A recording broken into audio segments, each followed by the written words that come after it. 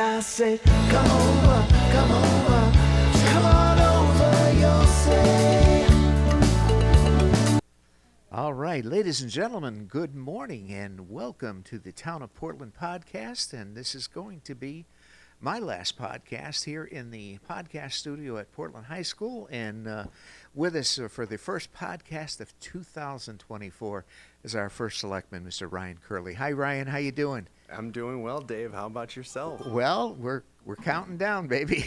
We're counting down. So anyway, but thanks for coming up. We want to get one more in before I go. So, give us the update of what's happening. I will. But before we start, how many podcasts have you done here with the town of Portland, Dave, over the years? Do you know? Well, between the Board of Ed and between the town, I probably we're like at 70. Yeah. And when did you start? The podcast studio is, my God, not to mention that I've done, but we've also, when Wendy had the town tech program, we were also doing, the students were also doing the podcasts and so forth. So we started about, 2.5 years ago, Right. and so forth. So we were kind of, I guess you could consider on the cutting edge here. I don't know. It's podcasts are probably one of the fastest growing industries in the social media market, and you can listen to them whenever. You don't have to be at a computer. You can just listen to them on your phone. But it's a way of there's literally a podcast on every subject you can think of. So we're fitting right into the niche. Yes, you are. And so for those who don't know, as Dave had mentioned, next January 19th will be your retirement after 50 years of working for the town of Portland. Yes, it is. 50 years, and like I keep telling everybody, my sell-by date is gone, or my expiration date. So, no, it's been 50 years. We've literally started out, done pretty much everything in the town. I started out in the water department, and then moved over to tech about 25 years ago and so forth. But we've kind of covered all the bases. Go from there. And it's been a fun ride. It's been a fun ride. Well, I just want to say I've enjoyed working with you over the years. I've known you for many years, and we're going to miss you. Dave and I met yesterday to talk about planning and for his successor once that position has been filled, and going over the list of duties that Dave has done currently and over the years. It's a very, very extensive list and big shoes to fill. Well, everybody asks me, says, what do you do? And the standard answer I usually give everybody is any job necessary. So it covers it all. So one question I have, and we'll get to the updates. But what are you going to do with your new free time as of next week? Well, and again, I think we've alluded to. I do a careers podcast that I started. I'm probably a year and a half ago on careers in the water industry, the future of the water and wastewater industry, and the careers you didn't know about. And basically, I'm looking at expanding that and doing some traveling. And basically, the premise of that podcast is to basically make kids, future students, aware of our potential careers within the water industry. And we have the umbrella is big, and we want to invoke kids that are getting out of high school into college and make them aware of the careers that are available in this industry. They're well-paid careers, they're secure careers, and the average age of a water operator in Connecticut is 53 years old. So when I say we literally have to start refilling the pipeline, it's no joke. We have to do that. So my hope is to I'm working on developing and building a mobile podcast studio that I'm going to be traveling across the United States and interviewing people that are in the water industry, and basically having them tell me what they do in their day job. The water climate obviously in the Northeast and is is totally different than, in California and Arizona. You were dealing with droughts and, floods, fires, the whole 9 yards. So the whole complexion of the job is going to be different with every geographic area.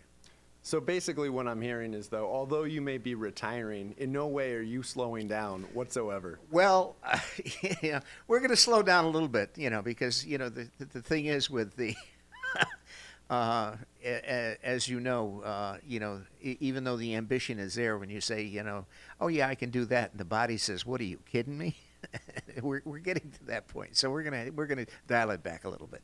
All right. Well, I'm looking forward to seeing what you do next, Dave, and congratulations on 50 years. That's an amazing accomplishment. Well, one of the guys that's going to be helping shore up some of the duties that we have just walked into the studio, Mr. Dylan Bernard, who is the technology teacher at the high school and runs the television studio. And Dylan has been a great asset in helping us fill the student role of manning the Zoom studio for the Board of Selectmen's meeting. So he's going to continue. And thank you, Dylan, for all you've done. And he's even going to take some pictures here. So anyway, so let's rip. Let's go. Yeah. No, I wanted to. That's big news. That's big Portland news, Dave. So I wanted to start with that. But we also have some additional personnel news as well. So I guess I'll lead into that. So in addition to Dave's retirement, we did have a turnover or transition in our fire department. Yep. And so Chief Shea has stepped down as our fire chief after 20 years of service to the town of Portland. He's still in the fire department. He's not going anywhere. He's still director of grounds here at the school. He's in this building. Exactly. So, but certainly I want to thank Bob for his many years of service to the town in that role. He did an excellent job, and I'm going to miss working with him in that capacity. But I'd also like to welcome our new chief, and that's Chief Rob Puida. Yep. And Rob comes, he's a 14-year veteran of the Portland Fire Department already. He has spent the past 4 years as the deputy fire chief in town, and he also works in town, and he lives in town with his wife and family as well. So certainly I know Rob's going to do a great job filling that role that Bob had done so well for so many years, and we're already working together on some projects that I'll get to in a little bit. But certainly I did want to congratulate both of our retiring chief and our new chief. And also last week started the first term, or the first full term, of our newly elected town clerk, Michael Tierney. Oh, okay. So I want to congratulate Michael. He'll be in the clerk's role. It's a 4-year term, which he started January 1 of 2024. So congratulations to him. Yeah, we took some pictures of him getting sworn in last week. Those are on the website. So I saw that. That looked nice. Yep. And also we had a retirement in our police department with Sergeant Jim Kelly retiring after many years. Yes. And so Sergeant Kelly retired as of January 3rd. So we are working, will be a new sergeant position to fill. Yes, in that role. and Jim was also the canine officer, for the town, and luckily, I guess the dog is going to be staying in the department. Is Mr. Mike Ravicki is going to be taking over as handler. So that's huge as well. It's excellent. Yeah. So that was one of the first questions that I had when I found out about Sergeant Kelly's retirement was, what about Magnus? What are we going to do with Magnus? And so everything that I've heard about our police canine is that this is a dog that needs to work. It couldn't retire alongside Jim. Exactly. And so Officer Ravicki offered to take the canine on, and so it'll be a great partnership, a great team, and he's already doing the training necessary to get up to speed. It's more about training Officer Ravicki than it is about Magnus, because Magnus is already trained. Exactly. It's just a matter of taking the commands from a different person, but he's trained and so forth. And that's one of the things that Portland is our police and fire department. They don't know, citizens don't know how lucky we are. The fire department, as you know, is a completely volunteer organization, and if we had to go to a paid department, that would be a significant impact on our budgeting, but our police department as well. They're very efficient, and they do a great job for the town. Absolutely. Absolutely. Well said, Dave.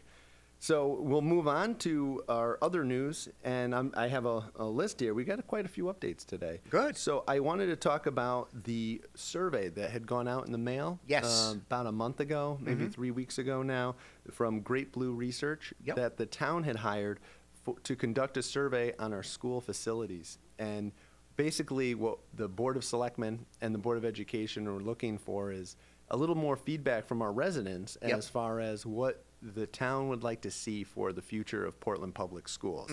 So the survey went out, and there were basically three choices, three options that we could go with, and each option has some pros and cons. And with that, we sought to just collect feedback from the town and see, where the town was headed as far as any important decisions go.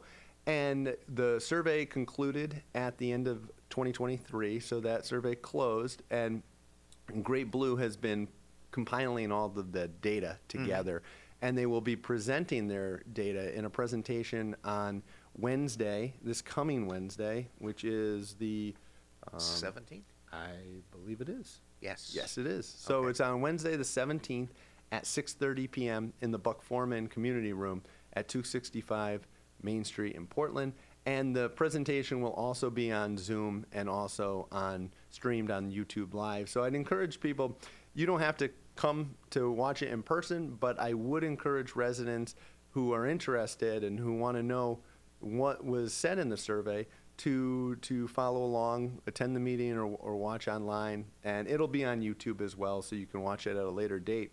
And that will be before our selectmen's meeting? Yes, correct. Okay, So all right. there's a special joint meeting of the Board of Selectmen and Board of Education at 6:30, and then there's a full meeting of the Board of Selectmen following that meeting as Okay. well. And so I will say right now, I am just as curious on the results as everyone else. I have not seen any of the results yet. I believe Great Blue is still working. They said they should have something by the end of this week, though. So I'm looking forward to diving in and taking a look, and as are the Board of Selectmen members and our Board of Education members. We're all, and Superintendent Dr. Britton as well. We're all very interested to know, what the town is thinking on this. Well, as it turns out, I'm doing Dr. Britton's podcast next week. Okay, so I'm sure he's going to give me an update, on the results of that, during his podcast. So. Absolutely. Absolutely. So, yeah, wait and see. So I hope everyone can attend that meeting on the 17th. And so with that, other big ticket items that are going on right now, I want to take a moment. I alluded to a little while ago talking about our fire department, but we had a situation come up with our Engine 3, which is located, as the fire department says, out in the country, out by Great Hill, there on Great Hill Road. And what happened was the tank, the water tank on Engine 3, suffered a catastrophic failure, and it was deemed, inoperable, and it remains so currently. Now, we did receive some estimates as far as how much it would cost to replace that tank, but when they dove in and they removed the tank, they found a lot of additional rust and some other things that weren't so great once you peeled back, the layers. And we are looking at, if we were to actually replace or repair this truck, this engine, it could be up to $250,000. Yes. And so the Board of Selectmen talked about this price of $250,000 potentially spending on a 30-year-old truck. It really just does not make sense for the town and our taxpayers. But currently, we don't have an engine out in the country right now, and that's critical because so many of our there's no water out in the country either. Correct. And so in order to adequately protect our townspeople, we need to have so much water on the hill, on Great Hill Road.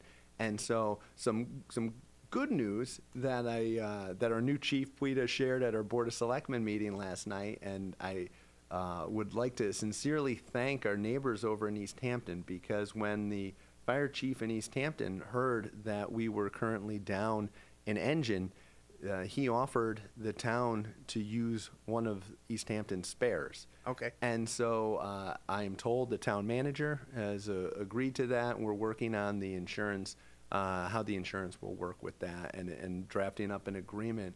But this is so important for us because it'll allow us to have that protection on the hill. Sure. While we go out and plan for the purchase of a replacement fire truck. Because even if we were to say we had a magic wand today and we could buy a fire truck, Yeah. it wouldn't be available until Supply chain. June. Yes. So that would leave us 6 months without a properly protected area in the Right. town. And so certainly I really want to thank Chief Puida, former Chief Shea, for working with the East Hampton Fire Department, their town manager, David Cox, and their fire chief as well. And this is a great example of communities coming together and helping one another out because just so everyone's aware how what we had to do is we had to pull our tanker out of the mutual aid service right now because we couldn't afford to lose that. If that went out on mutual aid to another town and we had an emergency in Portland, Right. we wouldn't be able to respond appropriately. So by having this temporary loaner engine, we're able to put our tanker back in service and keep assisting other towns as well Sure. and continue that mutual aid. So it really is beneficial. As I think Rob said, one hand washes the other, and so certainly it's good news for the town. But we still need a truck. We still need a fire engine. Absolutely. I mean, we have the new tanker out there, which is obviously 3,000 gallons of water, but we don't have anything with ladders and pumps on it, as far as that goes to respond. So, and that's, again, going back to the mutual aid agreements that we have throughout, many of the towns, and they work so well together. And, it's one town stepping up to help another town, and that's what it's all about. Exactly. So, what are we doing about a replacement engine? So, I've spoken about this at several of the past Board of Selectmen meetings, keeping the board informed, and everyone's in agreement that this is an emergency type situation. We can't put it in the budget and wait till July 1 and then purchase it and then have to wait another 6 months for Right. arrival. So this is one of those things that we believe it's in the best interest of the town to act on now and to move on securing a new engine as quickly as possible. And so last night the Board of Selectmen met, and the purpose of the meeting, it was a special meeting only to set 2 dates. And so we set the dates of a public hearing and a special town meeting. So the public hearing is going to be on Wednesday, January 24th at 6:30 p.m. And the public hearing is a time where any resident in town can voice their opinion one way or the other on the topic at hand, which is on the purchase of a fire engine. Yep. For number 3. And following that public hearing, there will be a special town meeting at 6:45 on January 24th. And this is in the Buck Foreman community room. And at the special town meeting, a vote will be held. It'll be a yes or no question on a resolution regarding the funding of this fire engine. So I myself worked with our finance director, Tom Robinson, on how we would be able to fund the purchase of a fire engine. And the estimate that we've received, or actually the number with contingency, is $525,000. And working with Tom, we did identify some revenues this year in our current fiscal year that had been unanticipated at the time when we had done the budget. So we do have $260,000 of revenues that we have received in this current fiscal year that were unallocated because we did not expect to receive those revenues. And in addition to that, the proposal would take $157,888 out of the town fund balance, which is something that we don't really like to do in the middle of the year, but this is a situation that is very important and we got to get this done. So Sure. we presented a resolution to the board, and the board agreed that it was worth sending to a special town meeting and a public hearing. And so I'm hopeful that we will be able to go through that process and then be able to secure this truck so that we can get our operations back in shape. Sure. Yeah, and that affects the UL rating for the town. You know, when you have public safety, which is impacted like that, it takes points off your UL rating. So to get that back where it's supposed to be, that's great. Yeah, you're very, very right, Dave. So more to come on that, but I did want to let everyone know about the engine. Well, that's good. That's good. And like I say, we can't commend the fire department enough. Again, being an all-volunteer fire department, they need to have the tools to do what they do so well. Exactly.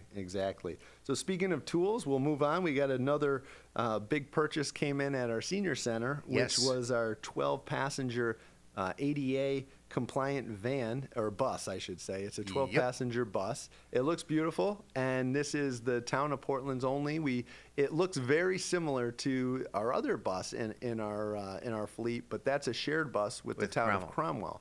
And so right now, Cromwell gets the bus for 2 weeks, and then Portland gets the bus for 2 weeks. And it's difficult for our senior center director and the assistant over there to plan trips and to really maximize services for our residents when, that's really the only bus that we have, and we can only have it half the year. Yes. And so the Board of Selectmen felt it was time and purchased this bus using American Rescue funds. And this is a town of Portland bus. So this bus will be here, and it will be available for our seniors 24/7, basically, or for whenever those trips are planned. And I know that Sarah over there has already got many plans in the works for this bus, and it was a long time coming. I want to give a shout out to the drivers of the buses for our seniors who took me on a field trip, I think 2 years ago, to show me the state that one of our The old bus was. the old bus, and we were coming down High Street, and let me tell you, I think my teeth were chattering as we came down the road there, and so it was pretty apparent that the bus had reached the end of its life cycle, and it was time to look for a replacement. So we're glad we did. It finally came in, and that's a big win for our seniors. So Sure. That was great. Brownstone Avenue. I'm going to talk a little bit about the remediation that we have going on 248 Brownstone Avenue. Yep. And it's actually just about done with our contractor, which is Enviro Consultants and Recyclers. They've just about remediated all of the remaining contaminants, and the areas have been removed of the debris. And there was quite a bit of cement blocks that have been taken out, as well as tar. That what they did was the tar was liquefied, and they basically layered it on top of the asphalt, let it cure, and then they peeled it back. And it was a much more cost-effective way of removing the tar than actually pumping it out. Which liquefying it we would have had to heat it up, and it would have been a lot more expensive. So this was a more practical solution to remediate the property, and we're really excited about it because the property is ready to go back out to bid. We're going to issue an RFP looking for private development to come in and bring business to this town and to this area, which is it's a beautiful spot right on the Connecticut River. And so we're really excited about the potential for this property. Nice. So look for that to come. But that project's been going on for some time, and we're really at the end stages of it. So that's it's been exciting to see. Now, is the goal here now, Ryan, with that property, is to put it back on the tax rolls potentially to, what we're going to do with that? Potentially, but I think what we're going to look at is it may be, and I think we may find that it's in the best interest to lease the property to a business as opposed to sell the property outright. Right. And you may recall the Brownstone Quarries, for instance, which the town owns, but we lease the Brownstone Exploration and Discovery Park. And that's been a pretty lucrative deal for the town over the past 20 years or so. So we may end up doing something like that. But I think initially we're going to be looking at all options, and Sure. seeing what works best for the town. Well, it's riverfront property, so I mean, Middletown does similar with Harbor Park over there. They own it and they lease it out. Exactly. So we're excited to see what the future holds for this area. I think there's going to be some exciting development here. And so we'll move on. I want to touch on our land use office. We have some good news with our online GIS system. Ty and Bond has been awarded the contract to develop a new townwide GIS system, which stands for Geographic Information System. And this new system is going to empower residents to view parcel data in a more detailed and user-friendly manner. And it's part of a trio of upgrades that we are working on in the land use office, including digitizing all of the land use records, as well as online permitting, which will be coming in 2024 as well. So we're excited about that. And so stay tuned. We're the last ones to have a GIS system, I think, in Middlesex County. So we're a little bit behind the eight ball on this, Yes. but better late than never. So we're moving forward with that. And I had a kickoff meeting yesterday with Green Skies, Okay. who are developing our solar panels out at the Portland landfill in Okay. town. So last month we received notice that Green Skies, on behalf of the town of Portland, had secured a contract with Eversource, and we won the bid to put solar panels up at our landfill, which is going to be about a 1 megawatt, just under 1 megawatt, producing enough energy that it's going to net off of our energy bills and save the town approximately $100,000 a year over the next 20 years. Wow. So $2 million off our energy bill is no small matter, and we're very excited, and we're helping the environment at the same time, and we're using land that otherwise was unusable by Right. putting the solar panels there. And so it's a big win all around. So I'm looking forward to working with Green Skies as well as our partners at CSW Energy as we move this project forward. And they're talking about having shovels in the ground maybe as early as the summer. And the only thing that could cause a little bit of a delay for us, from what I hear, is supply chain issues with some of the circuits. But worst case scenario, we're talking Q1 of 25. But it could be earlier, depending on the supply chain. So stay tuned on that. But that's also some great news.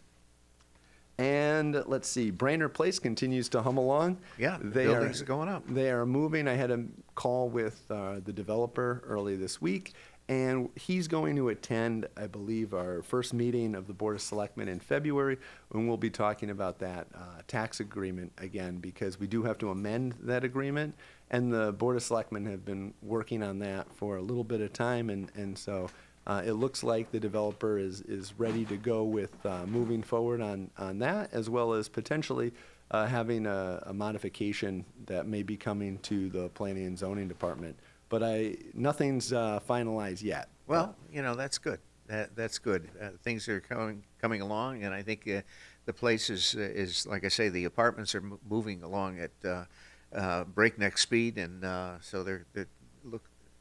It's a big change from what my old neighborhood. That's where I grew up on Ferry Avenue. My God. Yeah, no, it's looking good, and so we're encouraged to see the continued development of this property. So we just want to keep them going. They're going right now, and we want to keep that momentum going through all three phases of the project. So we don't want any pauses or any slowing down, and so that's what we're working on.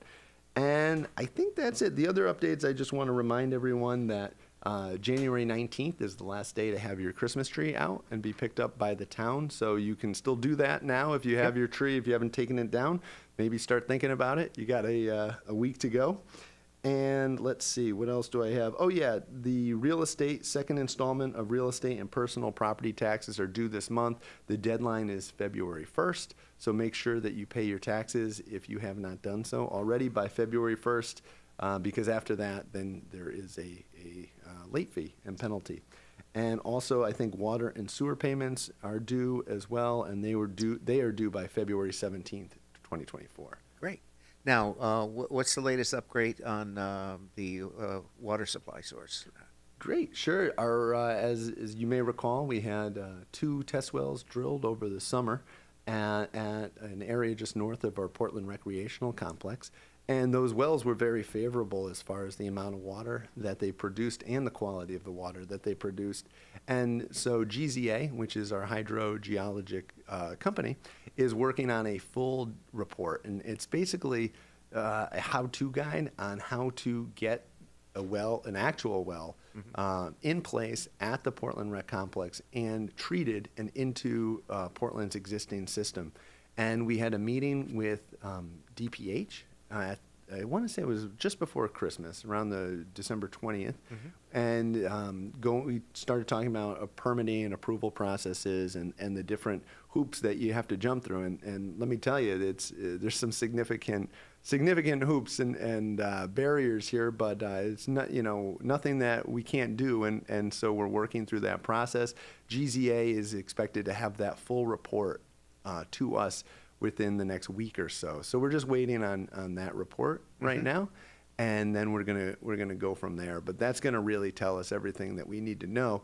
But the one thing that we know already is that we will need to secure funding for the wells and the development. Yeah, and one of the things on that, I hooked Ryan up with a seminar that as far as the DWSRS funding and the EPA funding. So there's monies out there that the federal government is willing to grant.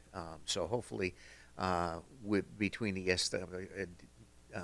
SWRF funds and so forth in EPA, we can secure that funding without too much of a major impact on taxpayers. Exactly. So yeah. that would be huge. Yeah, all options are on the table as far as funding goes, and so more to come. But before we ask for funding, we need to know how much money we need. Exactly. And so that's what the report that GZA is working on is going to tell us, and so I'm very excited for it. I feel pretty optimistic about our chances at water independence for the town of Portland. But I guess it's a little bit of a wait and see at this point. Well, and the nice part about the location of the wells, it's right off our distribution system, so we don't have to go through, major hoops in connecting that water source to the system. So, which would be great. So, fantastic. All right, Brian, that's a great job. Great job. Yeah. What do you have to say, Dave? 50 years, you gotta have some departing wisdom. Well, we just try to keep all the balls in the air. I think the town is a great community, and the people that live in this town and are very supportive, and we've been able to do some good things, and going forward, we're going to continue to do some good things. As far as that goes, but it's all about working together. It's a team effort, and as you know, there's no I in team. So to go from there. So we just keep going. That's all. Well, Dave, it's been a pleasure working with you. I know we got a week and a half to go, but I just want to say congratulations. And just so everyone is aware, we are working on a get-together for Dave to celebrate Dave. I believe there's a date in place. And I think that's March 7th? 7th is, yep. Okay, which is going to be out at St. Clement's. Yep, and I believe we're selling tickets, more details to come. So mark your calendars, Thursday, March 7th, there's going to be a event for Dave and Dave's 50 years of service to the town of Portland at St. Clement's, and we're looking forward to it. Great, thanks, Ryan. And okay, all right, ladies and gentlemen, that concludes this episode of the Town of Portland podcast with our first selectman, Mr. Ryan Curley. We're going forward, maybe changing the locations on upcoming podcasts, and we're still talking about those, and we'll keep you posted, but hopefully we can keep the podcast going, because I think there's a great method of keeping citizens informed of all the great things that are happening in the town of Portland. So anyway, Ryan, thanks so much, and we'll see you soon. All right. All right. Thank you for joining us today. I'm your host, Dave Kuzminski. Please tune in every week for new and relevant conversations about the town of Portland.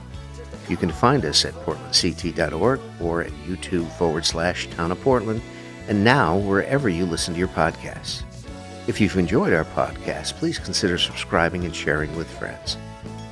This podcast was produced by the Town Tech Educational Partnership Program, which is a partnership between Portland High School and the Portland Town Hall. If you're looking to start a podcast for your business or organization, check out towntech.org/podcast to learn more.